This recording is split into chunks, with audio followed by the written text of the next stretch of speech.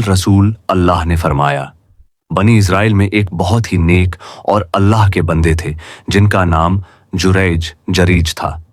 वह अपना सारा समय इबादत में बिताते थे। उनके लिए एक छोटी सी इबादत गाह, मकान या झोपड़ी बनाई गई थी जिसमें वह लगातार नमाज और इबादत करते रहते थे। एक दिन उनकी माँ उनके पास आई जब वह नमाज पढ़ रहे थे। माँ ने आवाज दी, ए जुरैज। जुरैज ने सोचा, हे अल्लाह, मैं अब क्या करूं? अपनी माँ की बात सुनूं या नमाज जारी रखूं? उन्होंने नमाज जारी रखी और जवाब नहीं दिया। अगले दिन उनकी माँ फिर आई और पुकारा, ए जुरैज।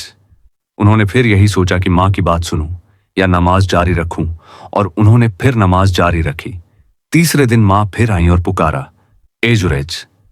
वह फिर भी इबादत में लगे रहे और जवाब न दिया। इस पर माँ नाराज हो गई और बद्दुआ दी, ए अल्लाह, जुरैज को मौत तब तक न देना जब तक वह किसी बदकार फाहिशा औरत का चेहरा न देख ले। कुछ समय बाद ऐसा हुआ कि एक औरत जो पास के इलाके में बकरियां चराती थी, उसने जिना व्यभिचार किया और उसे एक बच्चा पैदा हुआ। जब लोगों ने उससे पूछा कि यह बच्चा किसका है, तो उसने झूठ कहा, यह जुरैज का बच्चा है। वह अपनी इबादत गाह से बाहर आया था और मेरे साथ रहा था।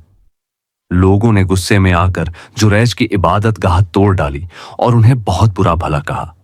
जुरैज बाहर आए और पूछा, वह औरत कहाँ है जिसने मुझ पर इल्जाम लगाया है? जब वह औरत अपने बच्चे को लेकर आई तो जुरैज ने कहा, इस बच्चे को मेरे पास लाओ।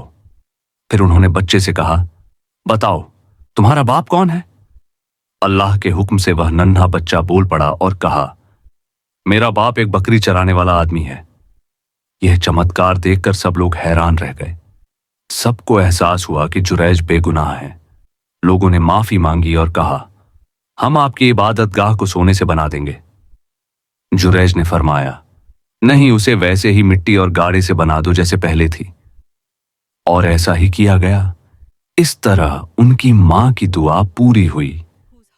जुरैज ने वाकई एक बदकार औरत का चेहरा देखा, लेकिन अल्लाह ने उनकी पाक दामनी और इज्जत की हिफाजत की।